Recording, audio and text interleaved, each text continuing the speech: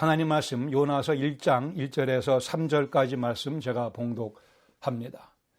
여호와의 말씀이 아미떼의 아들 요나에게 임하니라. 이르시되 너는 일어나 저 큰 성읍 니느웨로 가서 그것을 향하여 외치라. 그 악독이 내 앞에 상달되었음이니라 하시니라.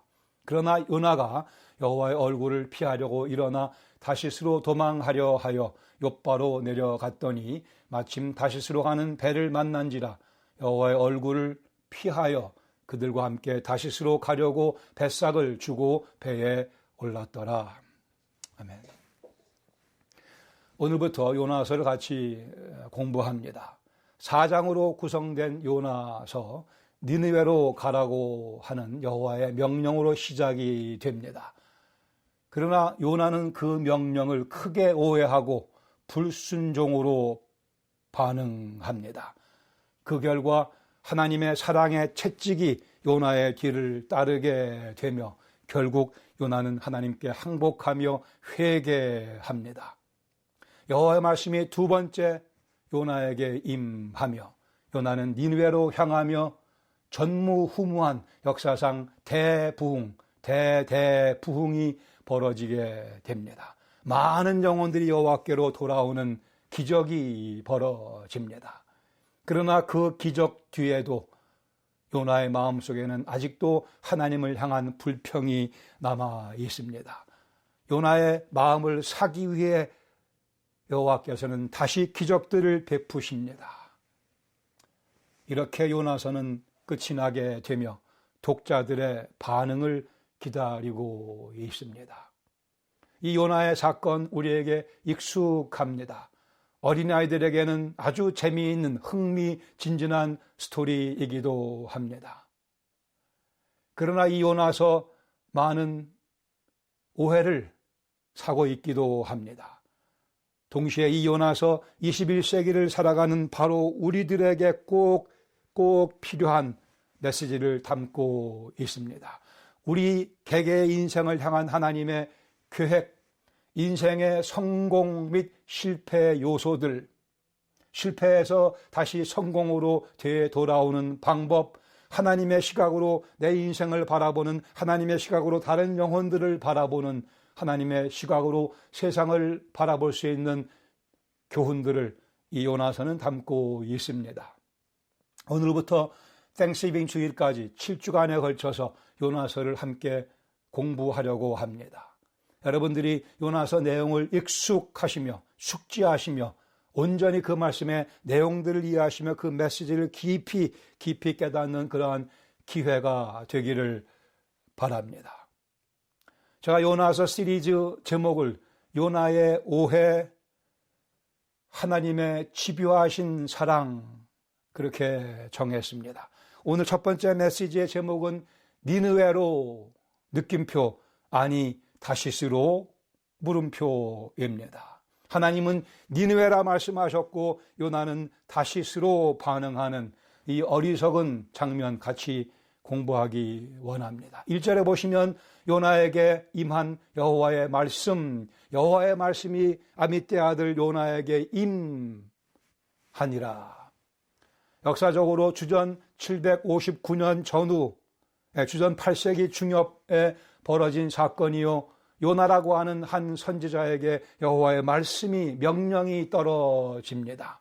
이때는 여로보암이 이스라엘 나라의 왕으로 다스리던 중이었습니다. 호세아 선지자, 아모스 선지자, 동시대의 선지자들이었습니다. 이 요나서에 대해 크게 두 개 정도의 오해가 있다고 여겨집니다. 첫 번째는 요나서의 내용은 실제 벌어진 역사적인 사건입니다. 그런데 거기에 큰 물고기가 등장하고 여러 개의 기적들이 등장하기 때문에 어떤 사람들은 이것을 실제 벌어진 사건이 아니고 요나가 꿈을 꾼 것이라 이렇게 이해하려고 애쓰는 사람들이 있습니다. 틀렸습니다. 어떤 사람들은 또 이것은 실제 사건이 아니고 로빈슨 크루소의 걸리버 여행기 같이 하나의 알레고리다라고 해석하려는 사람들도 있습니다. 틀렸습니다. 이 요나의 사건, 요나서에 기록된 모든 기적들 다 실제로 벌어진 사건입니다. 요나는 실존하는 인물입니다. 열왕기하 14장 23절 이후에 보시면 그때가 여로보암 2세입니다. 여로보암 왕 재위 중이었는데 그때 여로보암 왕이 이 선지자 요나의 예언대로 이스라엘 영토를 크게 확장했다는 그런 기록이 있습니다. 14장 25절에 보시면 이스라엘의 하나님 여호와께서 그의 종 가드헤벨 아미떼의 아들 선지자 요나를 통하여 하신 말씀과 같이 여로보암이 이스라엘 영토를 회복하되 하맛 어귀에서부터 아라바 바다까지 하였으니 요나의 예언대로 이스라엘의 강성한 모습이 여로보암 재위 기간 동안에 일어납니다. 그래 이 요나는 이스라엘 백성들에게도 꽤 인기가 좋은 그런 선지자였을 것으로 여겨집니다. 실존했던 인물이고 우리 예수님께서도 신약 성경 복음서에서 선지자, 구약 선지자 4명을 언급하십니다. 엘리야와 엘리사, 이사야, 그리고 네 번째 인물 바로 이 요나입니다. 예수님께서는 요나를 5번씩이나 언급하면서 당신의 말씀 가운데 요나의 이름을 거명하십니다. 그는 실존했던 인물입니다. 마태복음 12장 39절을 보시면 예수님 말씀하시기를 악하고 음란한 세대가 표적을 구하니 선지자 요나의 표적 밖에는 보일 표적이 없다고 말씀하십니다. 선지자 요나의 표적 마태복음 16장에도 똑같은 표현이 반복됩니다. 즉 이어서 말씀하기를 요나가 밤낮 사흘 동안 큰 물고기 뱃속에 있었던 것 같이 나 예수 그리스도 인자도 밤낮 사흘 동안 땅속에 있으리라 말씀하십니다. 즉 예수님의 부활, 요나의 경험 둘 다 문자적으로 실제 벌어진 사건인 것을 이 두 사건을 연결하며 주님께서 말씀하십니다. 요나의 경험이 우화고 소설이고 알레고리라 한다면 예수님의 부활 어려워집니다. 예수님께서 이 말씀 가운데 분명히 요나의 그 물고기 안에서의 사건이 역사적인 사건인 것을 명쾌하게 밝혀주십니다. 41절에 이어서 예수님 말씀하기를 심판 때에 니느웨 사람들이 일어나 이 세대 사람을 정죄하리니 이는 그들이 요나의 전도를 듣고 회개하였음이거니와.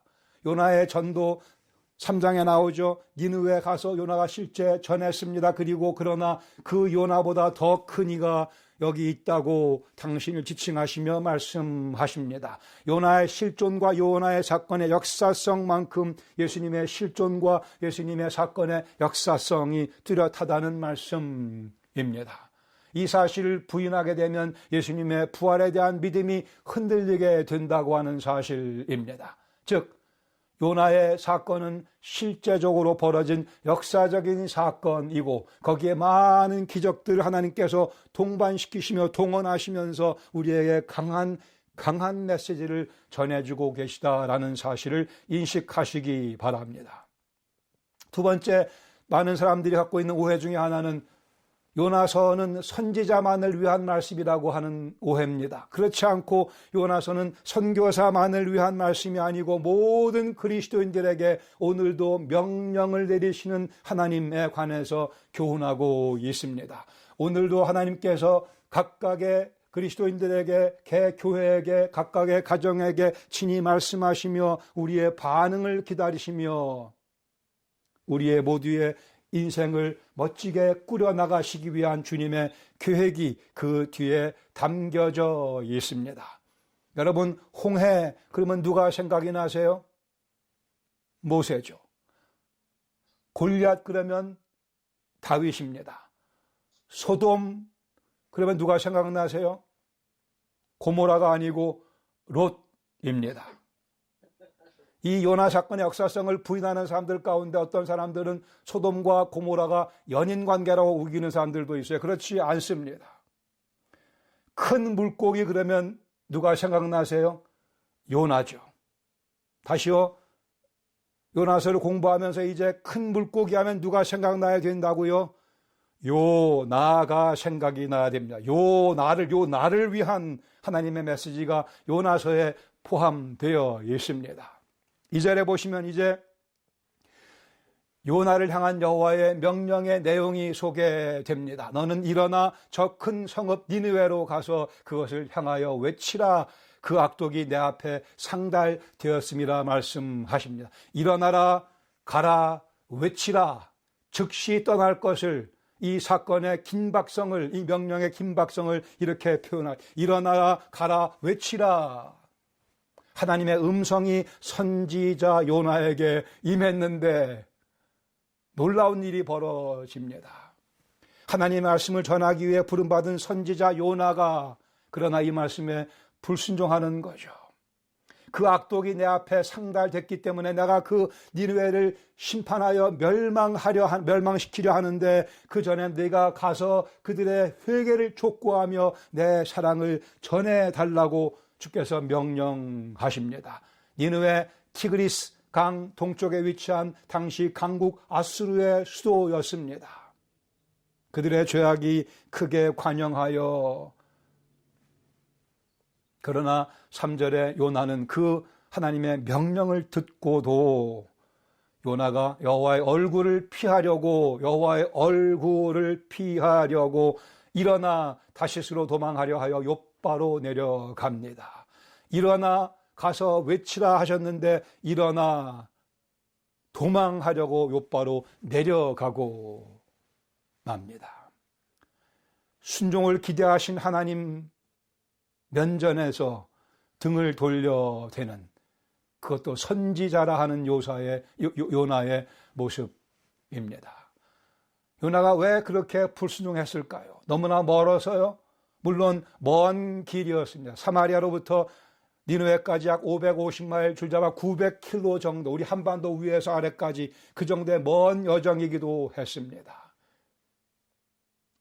그러나 요나의 불순종의 이유는 싫어서였습니다. 하나님 명령이 싫어서였습니다. 나름대로의 논리와 이유를 갖고 있었습니다.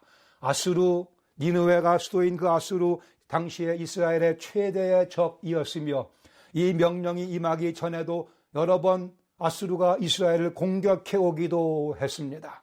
그리고 우리가 아는 것과 마찬가지로 이러한 요나 사건이 있고 난 다음 약 40-50년 후에 주전 722년에 이 아수르가 하나님의 도구가 되어 이스라엘을 멸망시켜 버립니다. 그러한 적대 관계에 있는 그들에게 내가 왜 가서 하나님의 사랑을 전합니까? 라고 그는 하나님께 반항을 한 거죠.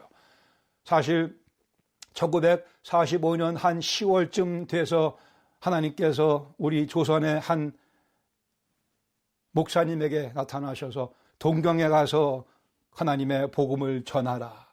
그 정도 복음과는 역사적인 상황이었습니다. 요나는 도망자의 길을 선택하고 맙니다. 니느웨 대신 다시스로 이방인 도시였던 욥바로 내려가게 됩니다. 그리고 갔더니 마침 다시스로 가는 배를 만난지라. 거기 마침이라고 되어 있는 표현은 우리 원문에는 없습니다만 번역상 적절한 번역이라고 봐집니다.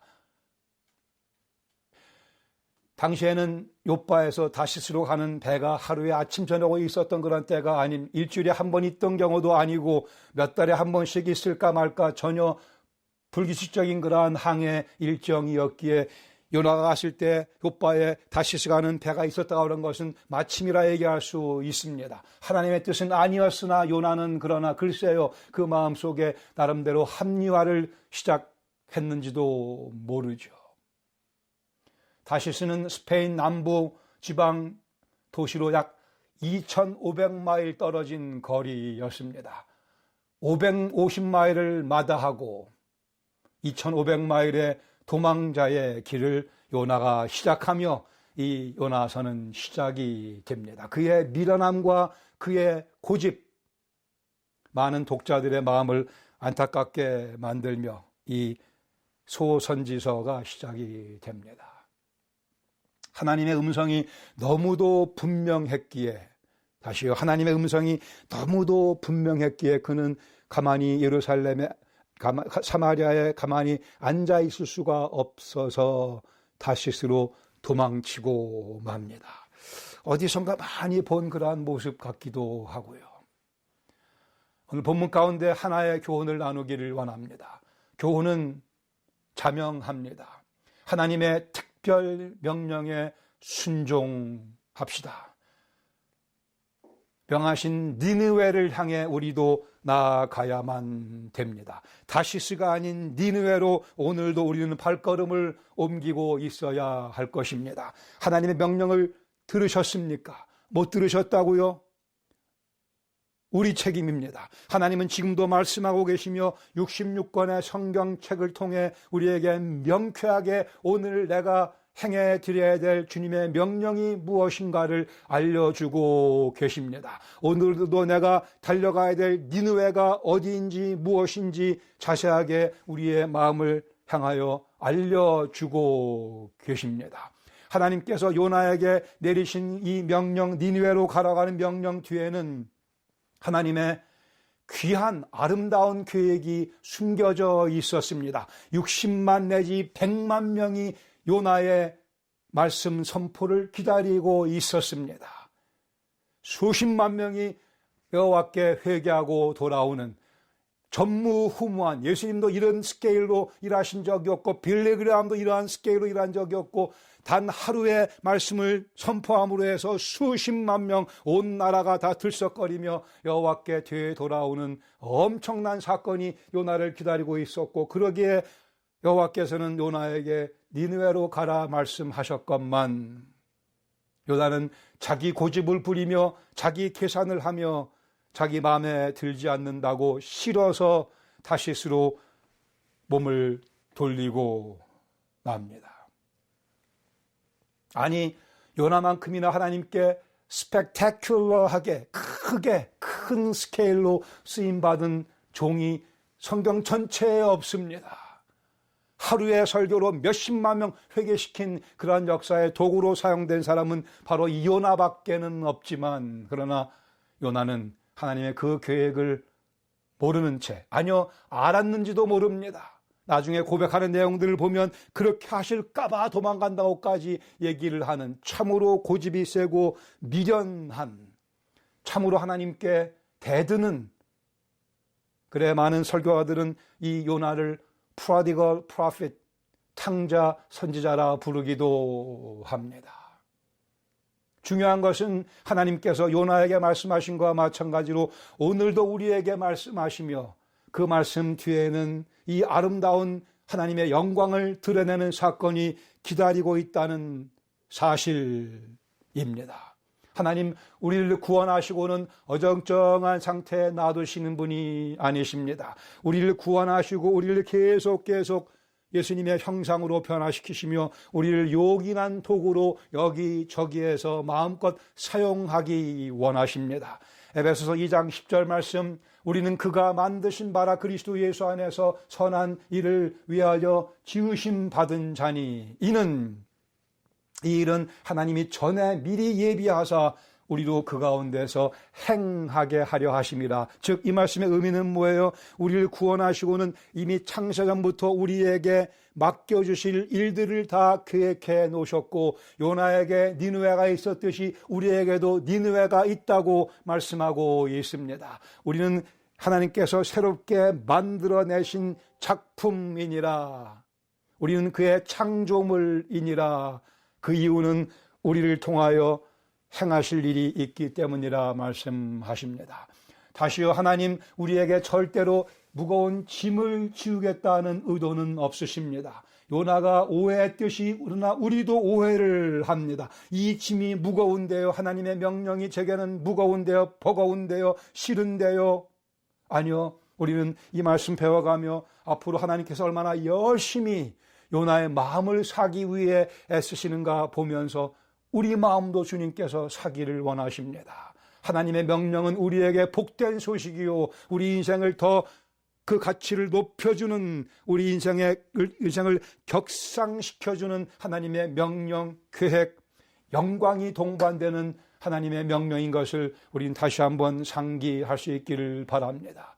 한 대통령이 보좌관을 채용하며 장관들을 임명하며 그때 얼마나 그들은 영광이라 생각하지 않습니까? 아니, 우리는 만왕의 왕께서 우리를 장관으로 임명하셔서 니느웨로 가서 이 일을 하라고 말씀하시니 우리도 기대감을 가지고 하나님의 임명장을 받아들여야 합니다. 여기 선지자 요나, 안타깝게도 다시스로 몸을 돌림으로 해서 하나님의 명령을 불순종하며 선지자 사직서를 제출하고 말았습니다. I resign. 나는 싫습니다. 이거 못하겠습니다. 이러한 어리석은 모습이 우리 가운데 반복돼서는 안 될 것이고, 어찌 감히 하나님께 사표를 제출할 수 있겠습니까?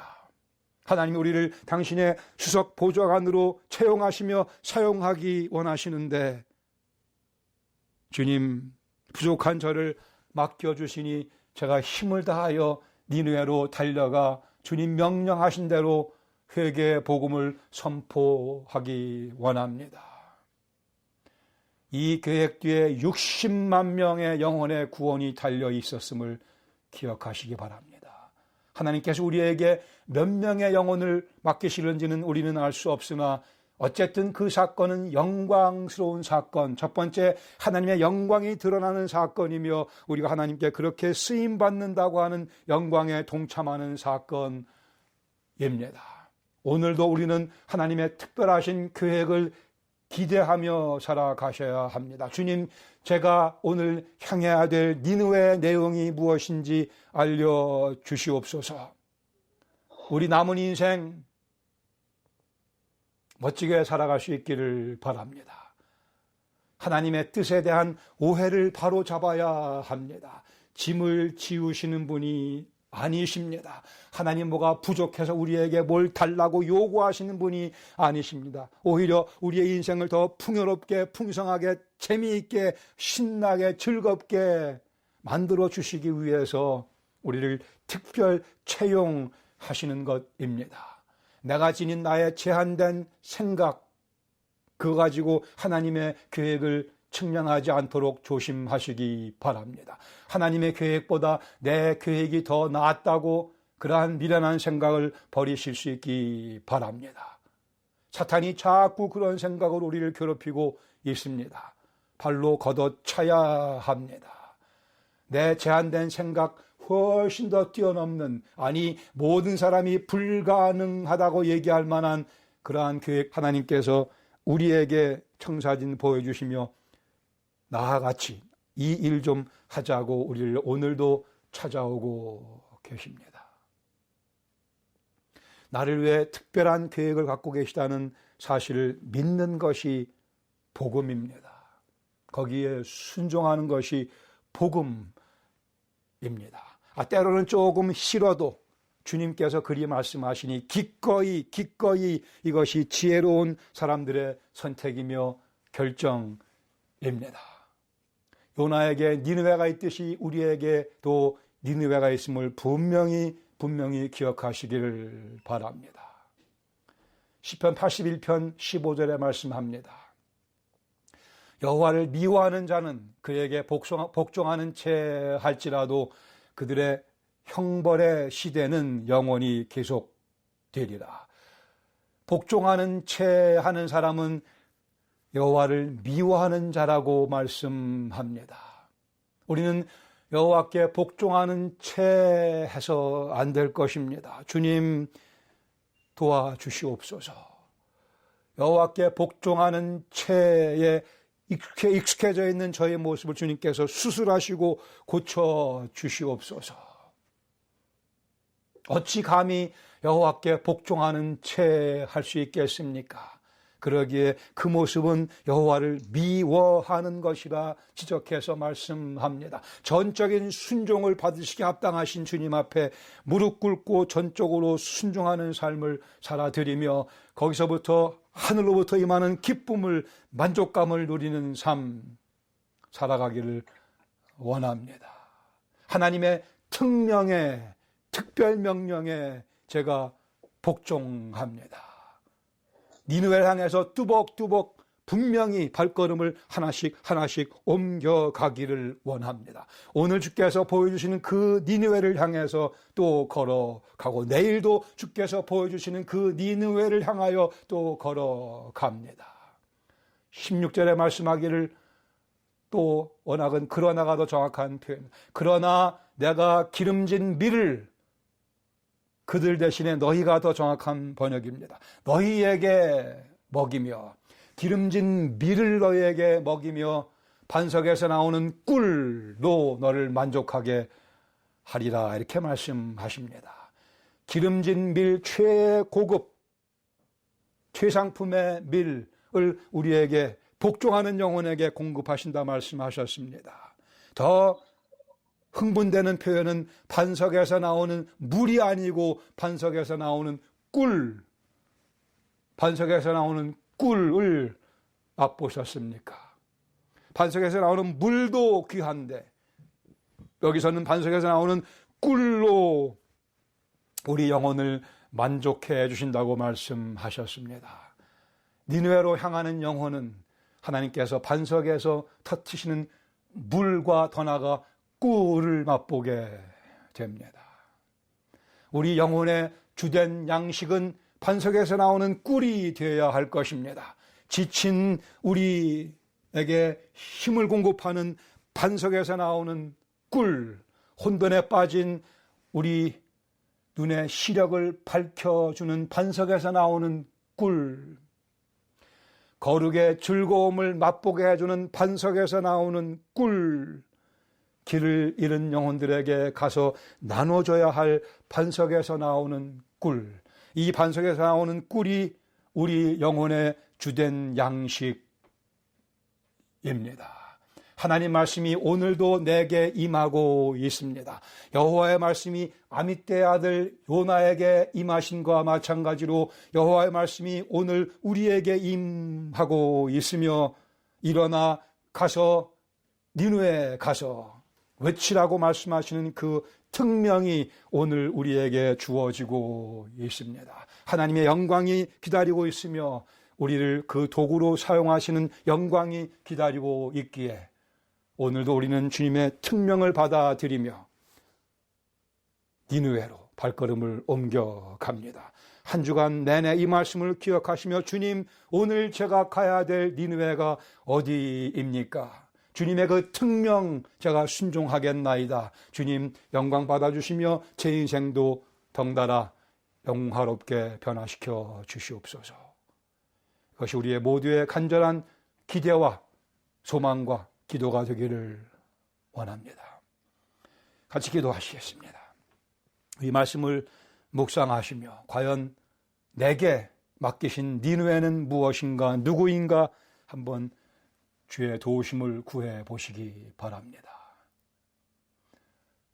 우리는 하나님의 특명을 받고 살아가는 소중한 존재들입니다. 그리스도 예수 안에서. 아버지 하나님, 주신 말씀 성령께서 깨우쳐 주셔서 우리에게도 향해 나가야 될 니느웨가 있음을 확신하게 하시며 더 나아가 니느웨로 향하는 저희 발걸음 한 주간 내내 지속할 수 있도록 은혜 내려 주시옵소서. 주님 영광이 드러나는 한 주간의 삶, 저희가 주님의 영광에 동참하는 한 주간의 삶 되게 하여 주시옵소서. 예수님의 이름으로 감사드리며 기도합니다. 아멘.